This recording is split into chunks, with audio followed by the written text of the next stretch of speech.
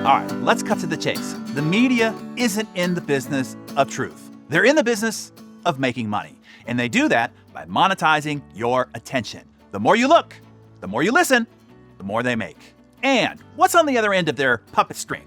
Your limbic system, the primal part of your brain that governs emotions. And what ignites your limbic system? Alarm, danger, or outrage. They play your limbic system like a flute, hijacking your attention and keeping you glued to the screen, page, or speaker. It's a symbiotic relationship of the worst kind. They get your time, they get your life force, and they get your clicks. And you get what exactly?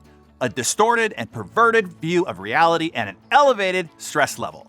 Here's the brutal truth. If you're a high achiever, entrepreneur, or business leader striving for that success edge, you're the main course on their money-making menu. Why? Because you're wired to seek out information to help you get ahead of the curve. You have the habit of seeking out the information to make better decisions. Ironically, this makes you even more susceptible to their tactics. You think that you're digesting facts, but too often you're swallowing sensationalism. So if you think you're too savvy to fall for media manipulation, brace yourself. We're about to unpack the half-dozen covert tactics they use to play on your psychology, distort your perception, and why you need to be aware of this more than anybody else. Here's tactic number 1.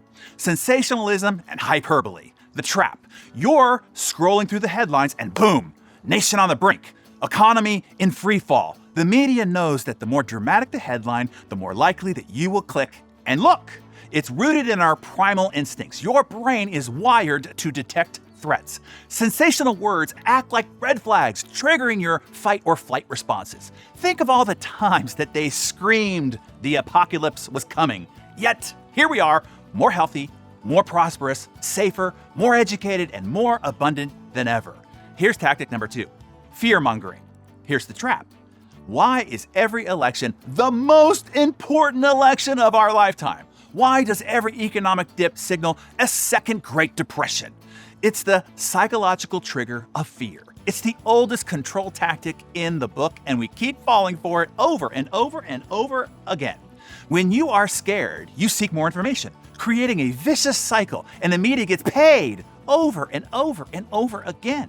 During the Cold War, fear of nuclear annihilation was so high that people built bunkers. Did they ever need them? No. And did they need them again during COVID? No. And many still have garages filled with toilet paper.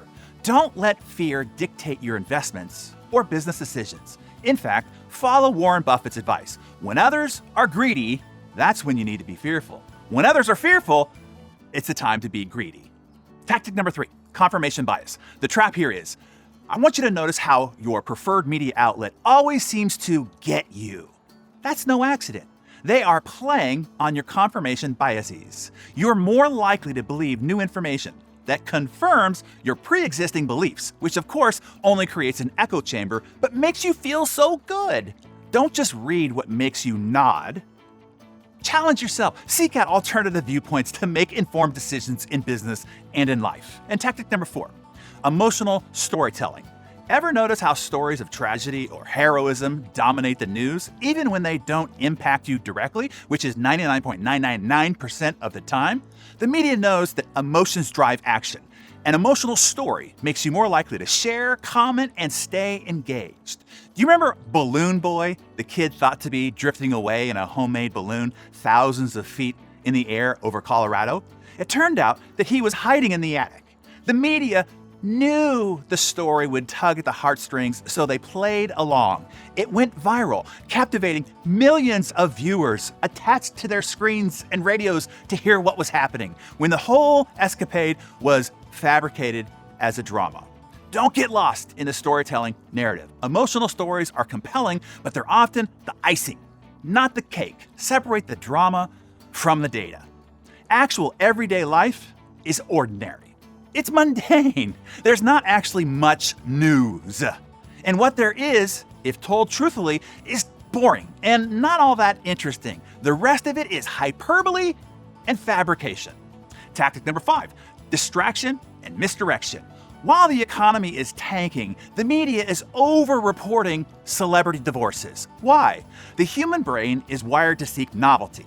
Celebrity gossip offers a reprieve from the monotonous, depressing news, which would turn viewers away, playing on this natural inclination.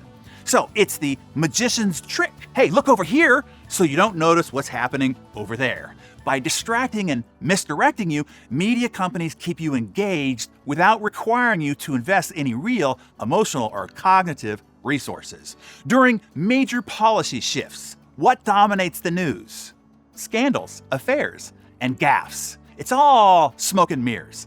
And tactic number 6, illusion of consensus. Ever think, well, if everybody believes it, I guess it must be true.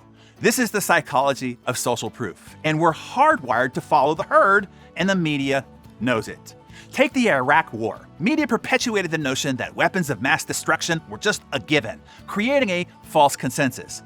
Always question the status quo. Just because a viewpoint is popular doesn't make it factual or beneficial for you. So here are your takeaways to keep top of mind. Number 1, spot sensationalism. Train your brain to separate the noise from the facts. Number 2, ignore the fear-mongering. Life is great. It's all gonna be fine, as it has been for hundreds of thousands of years. Just relax, right, Julie Tubis?